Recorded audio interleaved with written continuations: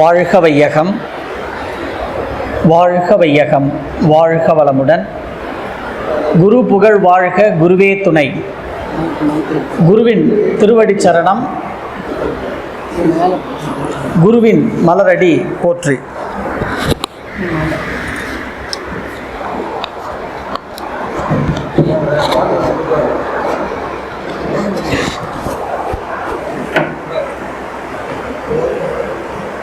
அன்பார்ந்த சிந்தனையாளர்களே, அறிஞர் பெருமக்களே, மதுரை மண்டலம் சார்பாகவும் சிவகங்கை அறிவுத்திருக்கோயில் அறக்கட்டளை சார்பாக இந்த 2 நாள் ஆரோக்கிய திருவிழா, ஒரு அற்புதமான சிந்தனைகளுக்கு செவிமடுக்க வந்திருக்கின்ற அத்தனை வேதாத்திரிய விருட்சங்களையும் சிவகங்கை மனவளக்கலை மன்ற அறக்கட்டளை அறிவுத்திருக்கோயில் சார்பாக மீண்டும் ஒரு முறை இருகரம் கூப்பி சிரம் தாழ்த்தி வருக வருக என்று அத்தனை அன்பர்களையும் வரவேற்கின்றோம்.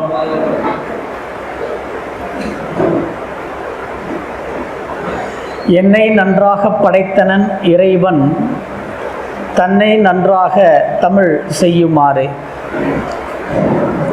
அந்த வகையிலே தாய் தந்தையர் கொடுத்த ஒரு அற்புதமான இந்த பிறவி, இந்த பிறவியினுடைய நோக்கம் நம்மால் முடிந்த ஒரு சிறு சேவையை இந்த சமுதாயத்திற்கு செய்ய வேண்டியது. அந்த சமுதாய சேவையிலே உலகத்திலே எத்தனையோ மகான்கள் இந்த சேவையை செய்து கொண்டிருக்கிறார்கள். அந்த வழியிலே நாமும் ஒரு எறும்பு போல, ஒரு சிறு துளியாக, ஒரு சிறு புள்ளியாக இந்த சமுதாயத்திற்கு ஒரு சேவை செய்வதற்கு ஒரு அற்புதமான வாய்ப்பினை கலியுகத்தினுடைய குரு வேதாத்ரி மகரிஷி அவர்கள் அளித்திருக்கிறார்கள். மகரிஷி அவர்கள் சொல்வது போன்று, தேசம் நாடு ஊர் திரிந்து இறைப்பணி செய்கின்றேன் அப்படின்னு மகரிஷி சொல்லுவார் அவருடைய பாடல்ல. தேசம் நாடு ஊர் திரிந்து இறைப்பணி செய்கின்றேன். அந்த குருவினுடைய வாக்கிற்கு ஏற்ப, மகரிஷிக்கு இறைவனுடைய வாக்குக்கு ஏற்பேன்னு சொன்னார். நமக்கு அந்த குருவனுடைய வாக்குக்கு ஏற்ப நம்மால் முடிந்த ஒரு சிறு தொண்டினை சிவகங்கை பகுதி வாழ் மக்கள் அனைவருக்கும் அந்த வாய்ப்பினை இந்த அறக்கட்டளை எங்களுக்கு கொடுத்திருக்கிறது. எனவே நாங்கள் தான் உங்களுக்கு நன்றி சொல்ல வேண்டும். வாழ்க வளமுடன். இன்றைக்கு நம்ம ஒரு அற்புதமான பயிற்சி இன்றைக்கி நம்ம பார்க்க போகிறோம். அறிமுக உரையில் ஐயா அறிமுகப்படுத்தும் போது சொன்னார், இந்த வர்மக்கலை, அந்த உயிரடங்கல், அந்த ஆச்சரியங்கள் அதிசயங்கள்லாம் நம்ம நாளைக்கு பார்க்க போகிறோம். அந்த உயிர் இந்த உடலில் நீண்ட ஆயுளாக மாறுவதற்கு என்ன பயிற்சி, அதுதான் இன்னைக்கு பயிற்சி. அந்த உயிர் இந்த உடலில் தங்க வைக்கிறதுக்கு நாளைக்கு உடற்பயிற்சி பார்க்க போகிறோம். அந்த வகையில் இன்னைக்கு எந்த ஒரு அற்புதமான கலை சித்தர்களால் இந்த பிரபஞ்சத்திற்கு கொடுக்கப்பட்டு, சித்தர்களால் கொடுக்கப்பட்ட அந்த அற்புதமான காயகற்ப பயிற்சி என்கின்ற கலையானது மக்களுக்கு ஏன் தெரியாமல் இருந்தது? அந்த அற்புதமான கலையை கலியுகத்தினுடைய குரு, நடமாடும் சித்தர், நடமாடிய சித்தர் வேதாத்ரி மகரிஷி அவர்கள் எப்படி தன்னுடைய ஆராய்ச்சியின் மூலமாக இந்த கலையை மக்களுக்கு கொடுத்தார்? அந்த அற்புத கலை தான் இந்த சித்தர்கள் யோக காயகல்ப பயிற்சி. இந்த காயகல்ப பயிற்சி என்பது விஞ்ஞானம் மெய்ஞானம் இரண்டும் கலந்த ஒரு அற்புதமான பயிற்சி. உடல் கூறுகள் அனாட்டமி படி விஞ்ஞானத்திலே இன்றைக்கு நிரூபிக்கப்பட்டு, மெய்ஞானத்திலே இன்றைக்கு இந்த மெய்ஞானத்திலே இந்த போர்டில் எழுதியிருக்க பாருங்க, மெய்ஞானத்திலே இதை பற்றி விளக்க போகிறப்போ இது எப்படி இந்த மனித உடலோடு இணைந்து ஒவ்வொரு மனிதனுடைய வாழ்க்கையினுடைய ஆயுளை தீர்மானிக்கிறது, அந்த மனிதனுடைய கர்மாவை தீர்மானிக்கிறது. நம்ம சொல்கிறோம் இல்லையா, என் தலையெழுத்து அப்படின்னு சொல்கிறோம் இல்லையா, அதை எப்படி தீர்மானிக்கிறது, அதிலிருந்து நாம் எப்படி விடுபடுவது என எப்படி தீர்மானிக்குதுன்னு தெரிஞ்சா போறாது. நமக்கு ஒரு பிரச்சனையிலிருந்து எப்படி நாம வெளிவருதுன்றது தான் நாம பார்க்கணும். அதுதான் மிகவும் முக்கியம். அந்த வகையில் ஒரு அற்புதமான பயிற்சி இந்த சித்தர்கள் யோக காயகல்ப பயிற்சி. இந்த பயிற்சி இன்றைக்கு எடுக்கின்ற மக்கள் அனைவரும் தாய் தந்தையருடைய அந்த ஒரு நமக்கு கொடுத்த ஒரு அற்புதமான அந்த பிறவியின் மூலமாக நாம் அனைவரும் புண்ணியம் செய்தவர்கள். வாழ்க வளமுடன்.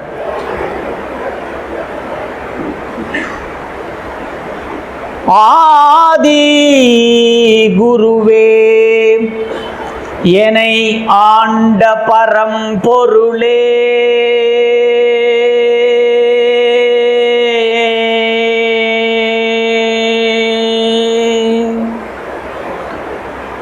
ஆதி குருவே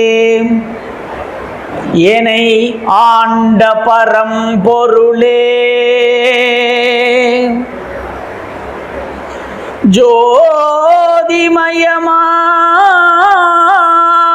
ஜோதிமயமாகி நின்ற குருவே, சர்க்குருவே, மகரிஷியே, குருவே குருவே குருவே, கண்ணே கருத்தே கருத்தில் உறும் நற்கனியே, என்னை ஆண்ட பரம்பொருளே, குருவே, என்னை ஆண்ட பரம்பொருளே, குருவே, என்னை புவியில் ஒரு பொருளாக்கி, என்னை புவியில் ஒரு பொருளாக்கி தன்னை உணர வைத்த குருவே குருவே,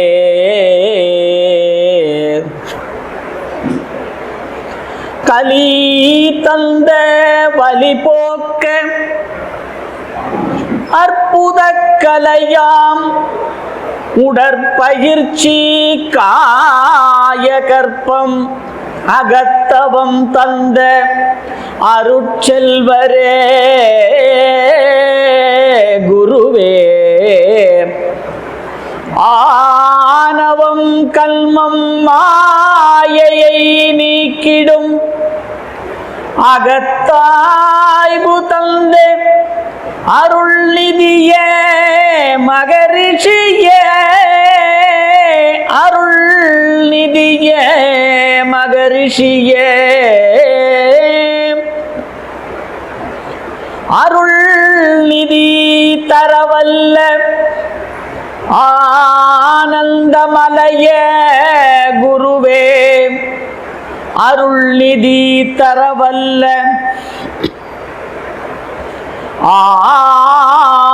ஆனந்தமலையே, குருவே குருவே குருவே, நல்லார்க்கும் பொல்லார்க்கும் நடு நின்ற நாயகர்க்கும் வல்லார்க்கும் வரம் அளிக்கும் வாழ்வே என் சர்க்குருவே, வருக வருகவே, குருவே வருக வருகவே, உனது மெய் அன்பர்களுக்கு நலமெல்லாம் தருகவே, குருவே சரணம், குருவே சரணோ, குருவே சரணோ, குருவே சரணம்.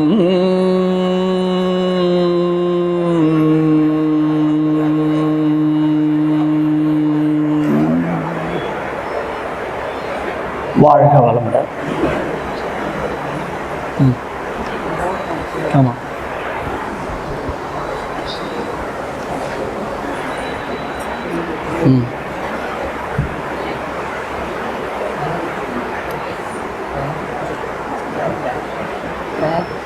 Long press.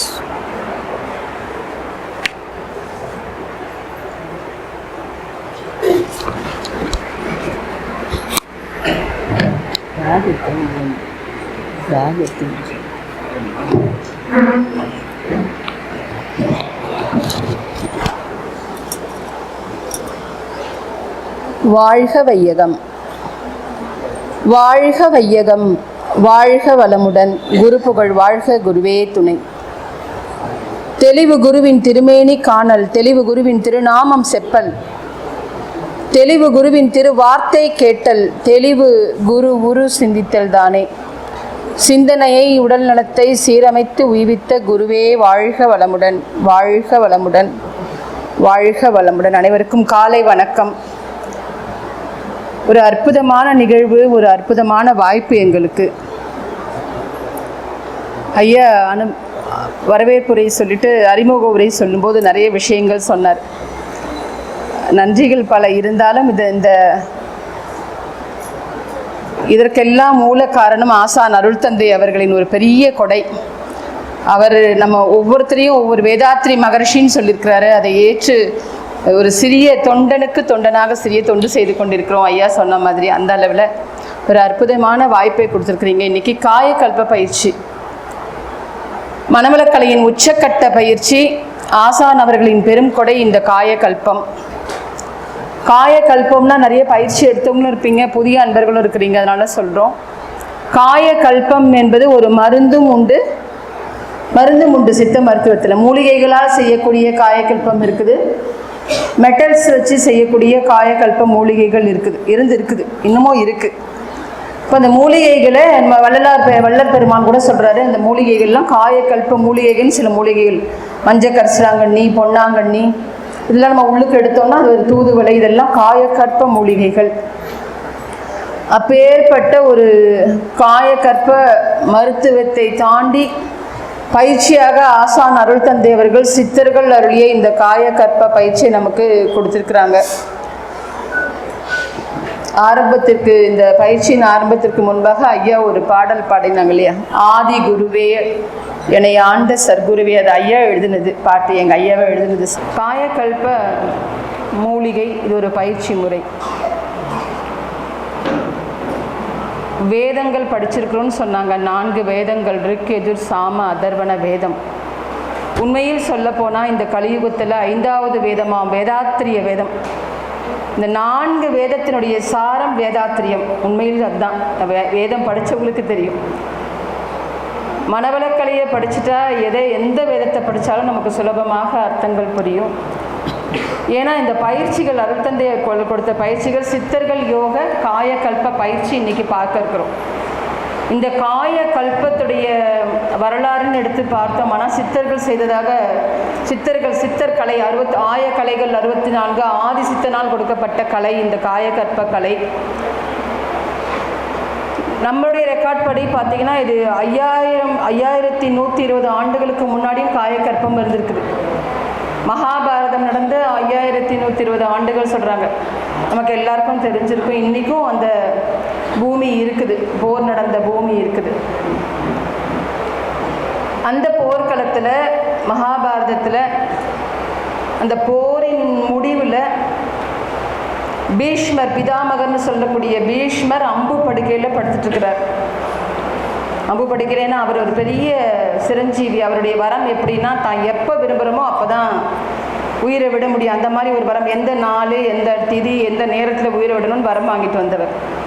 அவர் அப்படியே அம்பு படுக்கையில் படுத்துட்டு இருக்கிறாரு. அவர்கிட்ட பஞ்ச பாண்டவர்களின் மூத்தவரான தர்மர், தர்மமே தர்மமாக பிறந்தது. பஞ்சபாண்டவர்கள் தர்மமே தர்மமாக, தர்ம சாஸ்திரமே தர்மமாக பிறந்தது. ஆனால் அந்த தர்மர் என்ன பண்ணுறாரு, போய் பிதாமகர்கிட்ட, தன்னுடைய தாத்தா கிட்ட போயிட்டு தர்ம சாஸ்திரத்தை பற்றியும் இறை தத்துவத்தை பற்றியும் விளக்கம் கேட்குறார். பாருங்கள் எப்படி இருக்குது.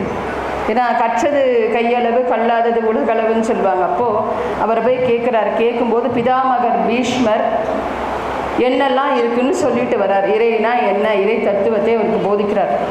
அதை தான் இன்றைக்கி இருக்கிற மந்திரங்கள்லேயே உச்சக்கட்ட மந்திரமாக சொல்லக்கூடிய விஷ்ணு சகஸ்ரநாமம்னு பேர். விஷ்ணு சகஸ்ரநாமம் 1008 ஸ்லோகங்கள் அடங்கியது. அது நம்ம மந்திரமாக நினச்சிட்ருக்குறோம். ஒவ்வொரு வரியும் உடம்புல இருக்கக்கூடிய ஒவ்வொரு நரம்புகளையும் ஒவ்வொரு உறுப்புகளையும் ஆக்டிவேட் செய்யக்கூடியது. அப்படி ஒரு மந்திரம் அது. அதை சொல்லணும்னு கூட அவசியம் இல்லை. அதை தினம் போட்டு அமைதியாக வேற உங்களுடைய எண்ணம் எங்கேயும் சிதறாமல் காதால் கேட்டாலே நோய் வராது. அப்படிதான் அதோடைய ரெக்கார்டு. காதால் கேட்டிங்கனாலே போதும். நீங்கள் அதை சொல்லணும்னு கூட அவசியம். அந்த மாதிரியான ஒரு பெரிய ஒரு மந்திரம் வந்து விஷ்ணு சஹஸ்ரநாமம். அந்த விஷ்ணு சஹஸ்ரநாமத்தில் நாங்கள்லாம் படிச்சிருக்கிறதா அதை சொல்லிகிட்டு இருந்தோம், மந்திரமாக சொல்லிட்டு இருந்தோம். சாமிஜிக்கிட்ட வந்தோன்னா ஆராய்ச்சி, நான் சொல்லால் மட்டும் நம்பாதே சுயமாய் சிந்தித்தே தெளிவான்னு சாமி சொல்லியிருக்கிறேன்.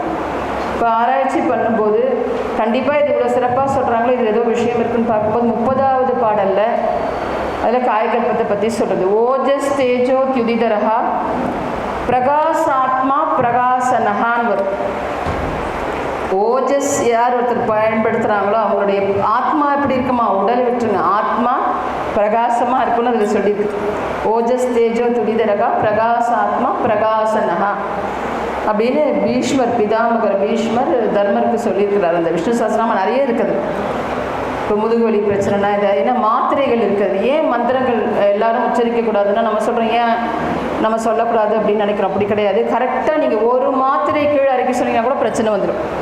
ஏன்னா எங்கள் கூட படித்தவங்களே ஒருத்தர் இந்த மாதிரி மாத்திரை மாற்றி கொஞ்சம் பேசிக்கிட்டே மனசு டைவெர்ட் ஆகி சொன்னோன்னா பிரச்சனை வந்து அவங்களுக்கு சிவியர் பேக் பெயின் வந்துடுச்சு, எழுந்துக்க முடியாமல் போயிட்டாங்க. அப்புறம் தான் நான் சொன்னேன், இது வந்து டிஸ்டர்பன்ஸ் இல்லாமல் சொல்லணும், எந்த ஒரு சிதறல்கள் மன சிதறல்களும் இருக்கக்கூடாது. அப்படி சொல்லும்போது என்னடா நம்மளை அறியாமல் வேடிக்கை பார்த்துட்டே சொல்லும்போது அந்த மாத்திரை அளவு ஏற்றி இறக்கிடும். அப்போது காயகல்பத்தை பற்றி மகாபாரதத்துக்கு முன்னாடி பிதாமகர் பீஷ்மர் அவர் வந்து பெரிய சிரஞ்சீவி. அப்போ அவர் அது செஞ்சிருக்கிறவே தான் அதை பற்றி என்ன பண்ண முடியாது, அவரால் இந்த ஸ்லோகத்துக்கு நடுவில் இந்த ஓஜஸை பற்றி சொல்ல முடியும்.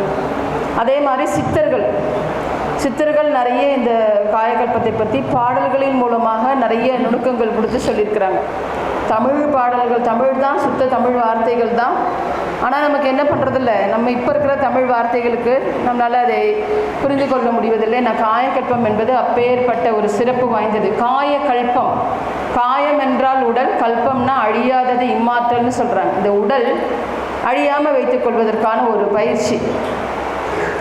காயமே இது பொய்யடா காற்றடைத்த பையடா. அந்த உடல் என்பது காயம், கல்பம் என்பது உறுதி செய்ய, இந்த உடலை உறுதி செய்யக்கூடிய ஒரு அற்புதமான பயிற்சி இந்த காயகல்ப பயிற்சி.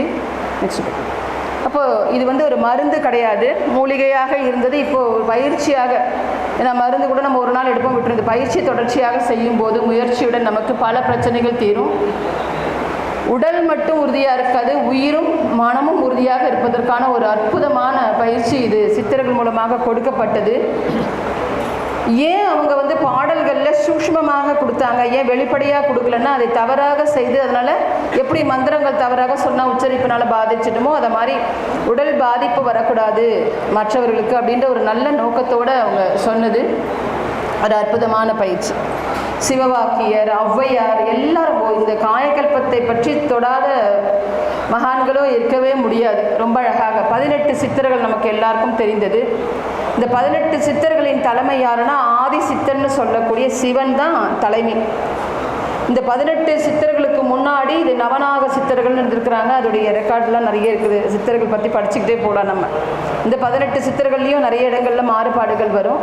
ஆனால் அகத்தியர் அதற்கு முன்னாடி பார்த்தீங்கன்னா சிவன் கிட்ட, ஆதி சித்தரான சிவன் கிட்டேருந்து பார்வதி தேவி கிட்டேருந்து நந்தி தேவர்கிட்டேருந்து சப்த ரிஷிகள்கிட்டேருந்து நவநாக சித்தர்கள்கிட்டேருந்து 18 சித்தர்கள் வழியாக இந்த பயிற்சி முறைகள் 64 கலைகளும் மக்களுக்கு கொண்டு போகப்பட்டது. அப்படி தான் இந்த காயகல்ப பயிற்சியை சித்தர்கள் ரொம்ப அழகாக எழுதியிருக்கிறாங்க, கொடுத்துருக்குறாங்க. 4 வரி பாடல், 2 வரி பாடல் அப்படிலாம் ரொம்ப அழகாக ஒருத்தர் சொல்கிறாங்க. மூலமாம் குளத்தினுள் முளைத்தெழுந்த கோரையை காலமே எழுந்திருந்து 4 கட்டு அரிப்பீரே பாலராகி வாழலாம் பரபிரம்மம் ஆகலாம் ஆழமுண்ட கண்டர் பாதம் அம்மை பாதம் உண்மையேன்னு கொடுத்துருக்கிறார்.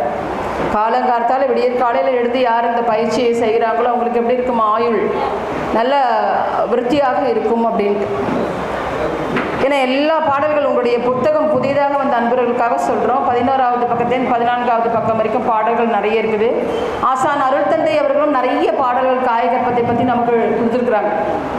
ரொம்ப அழகாக அற்புதமாக ரொம்ப எளிமையாக புரிந்து கொள்ளக்கூடிய வகையில் ஒவ்வொரு பாடல்களும் நீங்கள் வீட்டுக்கு போய் உட்காந்து படித்து பாருங்கள். இப்போ விளக்கம் முதல்ல ஆரம்பத்தில் புரியாதானா, நீங்கள் பயிற்சி எடுத்ததுக்கப்புறம் எடுத்து பார்த்தீங்கன்னா அதில் காயக்கல்பத்துடைய விளக்கம் எவ்வளோ எளிமையாக ஒரு 4 வரி 2 வரி எப்படிலாம் கொடுக்க முடியுமோ அப்படிலாம் கொடுத்துருக்குறாங்க.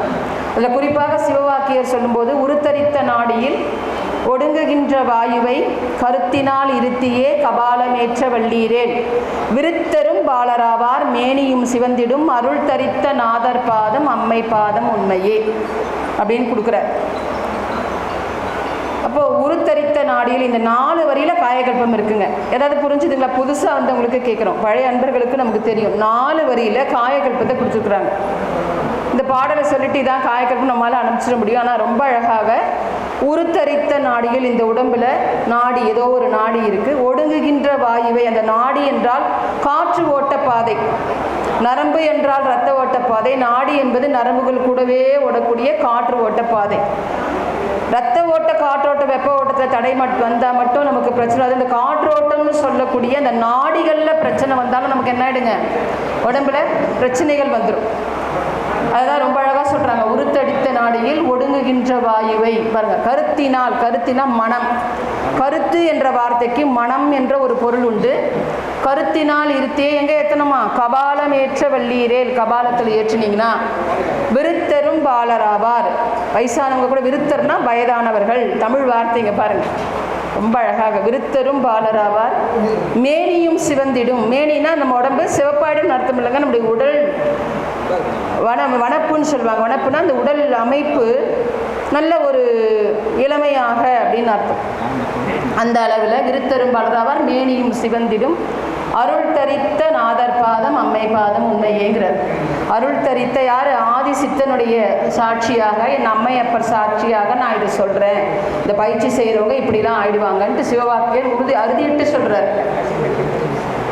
நம்ம இன்னொரு பாடலும் பார்த்தோம், அந்த மூலமாங்குளத்தினர் பாட்டு எழுதியிருக்கிறார் சிவவாக்கியர். இது மாதிரி இந்த காய கற்பம் என்பது ஒரு அற்புதமான கலை. அந்த கலையை மிகவும் அற்புதமாக நமக்கு ஆசான் அவர்கள் ரொம்ப எளிமையாக புரிந்து கொள்ளக்கூடிய அளவில் நமக்கு கொடுத்துருக்குறாங்க. ஏன்னா அந்த காய கல்பம் என்பது நீண்ட ஆயுளை தருதலுடைய நன்மைகள் பாருங்கள். முதுமையை தவிர்த்து இளமையோடு இருத்தல். 3வதாக முதல் காரணம் நோயின்றி நலமாக இருத்தல் இல்லையா? நோய் இல்லாமல் இருக்கணும். நோயற்ற வாழ்வை குறைவற்ற செல்வம்னு சொன்னாங்க. தண்ணி குறைவற்ற செல்வம்னு சொன்னாங்க. அப்போ அந்த நோய் இல்லாமல் நலமாக இருப்பதற்கு வாழ்வார்.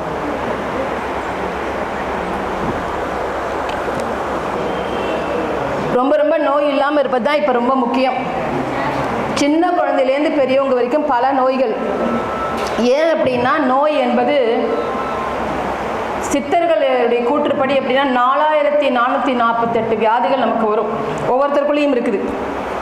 ஒருத்தருக்கு வரும்ன்றதில்லை, ஒவ்வொருத்தருக்குள்ளேயும் 4448 வியாதிகள் நமக்குள்ளே இருக்குது. எந்தெந்த நோய்கள் யார் யாருக்கு எந்த நேரத்தில் எழுச்சி பெறணுன்றது நம்முடைய கருமையத்தில் இருக்குது. அதை பற்றி தான் இப்போ நம்ம பார்க்க போகிறோம். இங்கே எழுதி போட்டிருக்காங்க பாருங்கள், பரம்பரை விளக்கம்லாம் இதில் பார்க்க போகிறோம் எப்படி வருதுன்னு.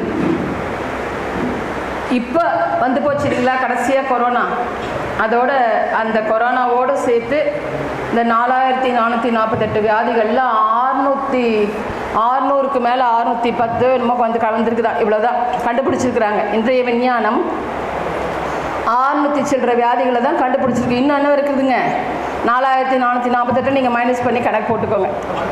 இன்னும் நிறைய வர இருக்குது. கொரோனா மாதிரி சொரோனா எது வேணால் வரலாம், சொல்ல முடியாது. இப்போ நம்முடைய வருங்கால சந்ததியினர், நம்முடைய பிள்ளைங்க பேர பிள்ளைங்க இதை சந்திக்க வேண்டிய சூழ்நிலையில் இருக்கிறாங்க. அப்போ அந்த நோயை நம்ம வருமுன் காப்போன்ற அளவில் இந்த காயக்கல்பத்தை செய்து அட்லீஸ்ட் இந்த 600 வருடாவது நம்ம நிறுத்தியிருக்கக்கூடிய முயற்சி எடுப்பதற்கான ஒரு பயிற்சி தான் இந்த அற்புதமான காயக்கல்ப பயிற்சி. இந்த காயக்கல்பத்தை கொடுத்த அருள் தந்தை வேதாத்ரி மகரிஷியை பற்றி குரு விளக்கம், குரு பார்க்க கோடி நன்மைன்னு சொன்னாங்க. ஏன்னா குருவை பற்றி தெரிஞ்சுக்கணும் இல்லையா? குரு வந்து சென்னையில் பிறந்தார், சாதாரண 3ஆம் கிளாஸ் படித்து அதுக்கப்புறம் கஷ்டப்பட்டு 10ஆம் கிளாஸ் படித்து அதுக்கப்புறம் நிறைய மருத்துவ முறைகள் இப்போ எங்களை சொன்னார் இல்லையா ஐயா வர்மம் இயற்கை மருத்துவம்லாம் படித்த மாதிரி ஆசான் அவர்களும் சித்த மருத்துவம் ஆயுர்வேதம் யுனானி எல்லாம் படித்து தான் இந்த பயிற்சிகளை நமக்கு கொடுத்துருக்குறாங்க ஆராய்ச்சி பண்ணி. இதில் ஒரு சிறப்பு என்னென்னா, நம்ம நிறைய பெண்கள் இருக்கிறோம். ஏதாவது ஒரு பொருள் செஞ்சோன்னா என்ன பண்ணுவோங்க, வீட்டில் இப்போ நிறைய யூடியூப் பார்த்து செய்ய ஆரம்பிச்சிட்டோம். அப்போல்லாம் பாட்டி சொல்லி அம்மா சொல்லி செய்வோம். இப்போ நிறைய டிவி கையில் இருக்கிற செல்ஃபோனை பார்த்து செஞ்சுட்டு இந்த டெஸ்ட் பண்ணுறதுக்கு யார் கொடுப்போம்? நம்ம வீட்டில் இருக்கவங்கிட்ட தான் கொடுப்போம். எப்படி இருக்குதுன்னு கொஞ்சம் சொல்லுங்கள். என்ன தான் நமக்கு நல்லா இருந்தால் கூட மற்றவங்க சொன்னால் தான் நமக்கு எப்படி இருக்குங்க, சாப்பிட்டு டெஸ்டிங் பீஸ் நல்லா இருக்குதுன்னு சொன்னால் நமக்கு ஒரு திருப்தி. அதை மாதிரி எந்த ஒரு பயிற்சினாலும் இன்றைக்கி கூட விஞ்ஞானம் என்ன பண்ணுறதுங்க, ஒரு மருந்து கண்டுபிடிச்சா ஒரு விலங்கு வாழை செலுத்தி அது எப்படி இருக்குன்னு பார்த்தா ரிசல்ட் கொடுக்குது. ஆனால் ஆசான் அவர்கள் இந்த காயகல்ப பயிற்சியை சித்தர்கள் பாடல்லேருந்து ஆராய்ச்சி பண்ணி தானே 40 வருட காலம் செய்து பார்த்து கொடுத்தாங்க. தான் செஞ்சு பார்த்து தனக்கு எந்த பிரச்சனையும் இல்லைன்னு தெரிஞ்சதுக்கப்புறம் தான் மற்றவர்களுக்கு தன்னுடைய நெருங்கினவங்களுக்கு கொடுத்து அதுக்கப்புறம் மக்களுக்கு கொடுத்தாங்க. எப்பேற்பட்ட ஒரு குரு பாருங்கள் நமக்கு கிடச்சிருக்கிறாங்க. நம்ம எல்லாம் பாக்கியவான்கள். ஏன்னா குரு பார்க்க கோடி நன்மை, கடவுள் பார்க்க கோடி நன்மை சொல்ல பாருங்கள். குரு பார்க்க கோடி நன்மை, குருவருள் இன்றே திருவருள் இல்லை. நாங்கள் கடவுள் கூட கை விட்டுருவார் நம்மளை. ஆனால் குரு ஒரு சத்குரு நம்மளை எந்த நேரத்தையும் கைவிட மாட்டார். அதனால் குருவை சிக்கன பிடித்தேன், குருவின் திருவடியை பற்றி கொண்டு அவருடைய பாதங்களை பற்றி கொண்டு நம்ம என்ன பண்ணோம், பயிற்சிகளை முயற்சியுடன் தொடர்ச்சியாக செய்யணும். நமக்கு என்ன ஒரு தொய்வுனா அதில் தான் பிரச்சனையே. இன்றைக்கி ஒரு பயிற்சிக்கு 10 போக செஞ்சுட்டே இருப்போம். இதை விட இன்னொரு பயிற்சி நல்லா இருக்குது, இல்லை ஏதோ ஒரு பிரச்சனைனால உடல் பிரச்சனைனால இப்போ நாங்கள் பயிற்சியே செய்யாதீங்க அப்படின்னா செய்யாமல் இருக்கக்கூடாது. ஏன்னா நம்ம யாரை பிடிச்சிருக்கிறோம், குருவை பிடிச்சிருக்கிறோம். சொல்கிறோம் ஈஸியாக குரு பார்க்க கோடி நன்மை, குருவை பிடிச்சிட்டா நமக்கு எதுவும் இல்லைன்ற ஒரு தீர்மானம் நமக்குள்ளே இருந்துட்டு முதல் நம்மளை நாம நம்பணும், நம்ம பயிற்சிகளை செய்யணும். அப்போ பயிற்சியை செய்யும்போது நமக்கு சிறப்பாக இருக்கும். இது நோய் என்பது நமக்கு உடனே நம்ம பிறந்த உடனே நமக்கு வருவதில்லை. தாய் தந்தையர் ரொம்ப அழகாக எழுதியிருப்பாங்க. தந்தை தாய் ஈருயிர் ஒன்று சேர்ந்து தழைத்ததொரு உடலாகி உலகில் வந்தோம், அந்த ஈருயிர் வினைகள் அறமோ மற்றோ நான் நம்மக்கிட்ட வந்துருச்சு. அப்போ அந்த நோய் தாய் தந்தையர் மூலமாக நமக்கு, தாய் தந்தையர் மூலமாக மட்டும் இல்லை, எத்தனை பேர்கிட்டேருந்து வருதுன்னு இப்போ பார்க்க போகிறோம். இப்போ அத்தனை பேர் மூலியமாக அம்மா அப்பா கிட்டேருந்து மட்டும் இல்லை, ஒரு ஹாஸ்பிட்டல் கூட என்ன சொல்கிறாங்க, இந்த வியாதி உங்கள் வீட்டில் வேறு யாராவது இருக்கா, தாத்தாவுக்கு இருக்குதா, பாட்டிக்கு இருக்குதா, நம்ம உடனே நாங்கள் கூட நிறைய பேர் ரிப்போர்ட் எல்லாம் நம்ம யாருக்குமே இல்லைங்கம்பாங்க. எத்தனை பேர் நீங்கள் பார்த்துருக்கீங்க உங்கள் பரம்பரையில் கிட்ட தாத்தா பேரே இன்றைக்கி தெரியல. நிறைய குழந்தைங்களுக்கு ரொம்ப வருத்தப்படக்கூடிய விஷயம். 3 தலைமுறையாவது குறைஞ்சது தெரிஞ்சு வச்சுருக்கணும். தெரிந்து வைத்திருப்பதால் பேசுகிறோம் தைரியமாக. நம்ம 3 தலைமுறைக்கு அப்புறம் முன்னாடி எத்தனை தலைமுறையிலேருந்து இந்த வியாதிகள்லாம் நமக்கு வருது, எப்படி வருது, அதை எப்படி காயக்கல்பத்தின் மூலமாக ஆசானவர்கள் போக்குவதற்கு நமக்கு கொடுத்துருக்குறாங்க வடிவமைச்சுன்றதை பற்றி இப்போ இன்னும் சிறப்பாக ஒரு முன்னரே மாதிரி தாங்க பேசணும். அப்போ ஐயா இப்போ இன்னும் நிறைய விஷயங்களை உங்களோட பகிர்ந்து கொள்ள இருக்கிறாங்க. அப்போ குரு என்பவர் நமக்கு அந்த அளவுக்கு அருள்தந்தை வேதாத்ரி மகரிஷி நிறைய ஆராய்ச்சி செய்தால் இந்த பயிற்சியை கொடுத்துருக்குறாங்க. சாதாரணமாக கொடுத்துடல. இப்போ அப்பேற்பட்ட ஒரு அற்புதமான பயிற்சி நம்ம கையில் இருக்குது, இன்றைக்கி கற்றுக்க இருக்கிறோம். அதை நம்ம தொடர்ச்சியாக செய்தால் நம்ம நோயின்றி கண்டிப்பாக நம்ம வாழ முடியும். இந்த காலகட்டத்துக்கு ரொம்ப முக்கியம் அதுதான் இல்லையா? அப்போது இந்த தலைமுறை பதிவுகள்னு சொல்கிறேன். இன்றைக்கி விஞ்ஞானம் அதை ப்ரூவ் பண்ணியிருக்கு. அந்த காலத்தில் சொல்லிட்டு இருந்தாங்க, இந்த நம்ம நோய்களை பார்த்திங்கன்னா எவர் ஒருவர் யோக பயிற்சிகளை, எந்த யோக பயிற்சி வேணா இருக்கலாம், யோக பயிற்சிகளை 9 வருட காலம் ஒருவர் தொடர்ச்சியாக யோக பயிற்சிகளை செய்தார்னா அவருடைய கர்மவினை நோய்களை கூட, தலைமுறை நோய்களை கூட நாம் போக்கிட முடியும். ஏன்னா அது இன்றைக்கி அறுதிட்டு இன்றைக்கி திருமூலர் ஆராய்ச்சி மையத்தில் அதை சப்மிட் பண்ணியிருக்கிறாங்க. யோகா எந்த யோகாவாக இருந்தாலும் பரவாயில்ல, 9 வருடம் ஒருத்தர் பயிற்சியை தொடர்ச்சியாக ஒரு நாள் கூட விடாமல் செய்தாரே ஆனால் அவர் எப்பேற்பட்ட நோயிலிருந்தும் மீண்டு வர முடியும். அவருடைய மரபணுவிலே அது மாற்றத்தை ஏற்படுத்தும் அப்படின்னு ஆராய்ச்சியில் இன்றைக்கி தெளிவுபடுத்திருக்கிறாங்க. அதெல்லாம் எப்படி கொடுத்துருக்குறாங்கன்றதை நம்ம இப்போ பார்க்கலாம். ஏன்னா காயக்கல்பம்னா என்னன்னு பார்த்தோம், சித்தர் கலைனா நம்ம எப்படின்னு பார்த்தோம், சித்தர் கலைன்னு எப்படி நம்ம சொல்கிறோம், சித்தர் கலைன்றது நம்ம பாடல்களில் நம்ம பார்த்தோம், நிறைய பாடல்கள் இருக்குது. இப்போ சித்தர்கள் கலைன்னு நம்ம தெளிவாக எடுத்தாச்சு. குருவை பற்றியும் நம்ம தெரிந்து கொண்டாலும் தந்தை வேதாத்ரி மகர்ஷியுடைய பயிற்சிகள் இது. ஒரு ஆழியார் அறிவித்திருக்கிறவருடைய அவர் வாழ்ந்த இடம் இருக்குது. ஏற்கனவே பயிற்சி எடுத்தவர்களுக்கு தெரியும். அப்பேற்பட்ட உடற்பயிற்சி இன்றைக்கி காயக்கல்பத்தை பார்க்குற நாளைக்கு உடற்பயிற்சியை முடிச்சுட்டு போகும்போது ஒவ்வொருவரும் ஒரு மருத்துவராக நாங்கள் மாற இருக்கிறோம். இன்றைக்கே பாதி ஆகிடுவோம், நாளைக்கு என் மீதி இருக்கிறதே நம்ம என்ன பண்ணிடலாம், நிறைவு செய்து நல்லா நம்மளே நம்முடைய உடல் கூறுகளை ஆராய்ச்சி பண்ணக்கூடிய ஒரு அற்புதமான வாய்ப்பை ஏற்படுத்தி கொடுத்துருக்குறாங்க. இப்போ இந்த அமர்வை நிறைவு செய்து ஐயாவிடம் கொடுக்கிறோம். தலைமுறை பதிவுகளை பற்றியும் இந்த நோய் எப்படிலாம் வருதுன்றதை பற்றி இப்போ பார்க்க இருக்கிறோம். வாழ்க வளமுடன்.